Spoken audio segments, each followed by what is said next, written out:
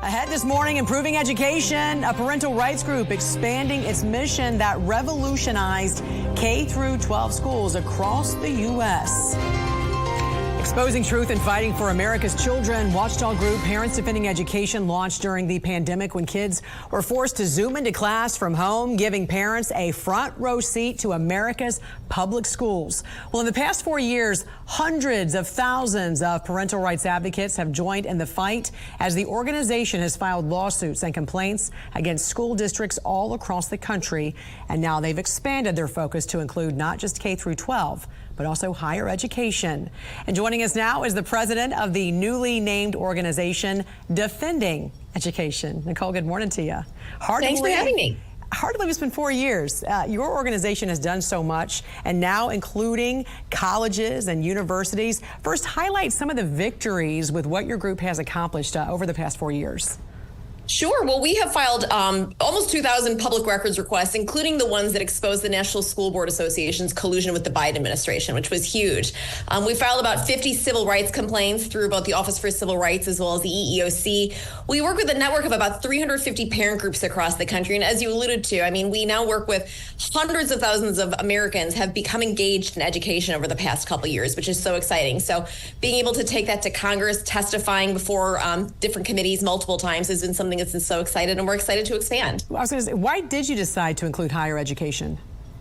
Some of this is just that, the parents that we have worked with have grown up, their children have grown up, and we want to grow up with them. Two of the women who I founded the organization with, their children were in high school when they started, and now their children are in college. And so it's a new set of issues. Obviously, colleges have been in the crosshairs for the past couple years in the wake of October 7th in particular.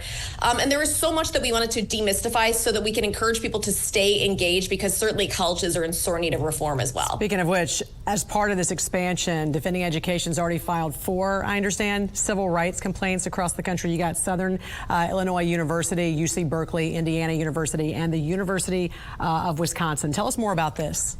Sure. These were all filed against these universities, which all have race and or sex-specific scholarships, which is a clear violation of the Supreme Court's 2023 Students for Fair Admissions decision, particularly with the race ones. At Berkeley, for example, they give out a $10,000 environmentalists of color scholarship. At Southern Illinois University, we found 33 scholarships that were given out to students on the basis of race and or sex. And so things like that, even if it's a quote unquote preference, is illegal. And those are things that we just really want this administration to take a hard look at. They have shown through the different investigations they've opened that this is a priority, and we want to encourage them to really root out these problems, root and branch. Yeah, you've also encouraged parents to be whistleblowers and let you know about some of the issues that they're seeing at their schools. And now you're adding colleges and universities to that. Your organization's also released a new set of resources about higher education. What's this all about? Yeah, we just wanted to show people really kind of in plain speak what all these big terms are that confuse people when you send a child off to college. This is often the biggest investment that families will make, taking on hundreds of thousands of dollars of debt. And there's a lot of jargon that goes along with that. So we wanted to explain, what is an endowment? What's a faculty senate? How does governance work?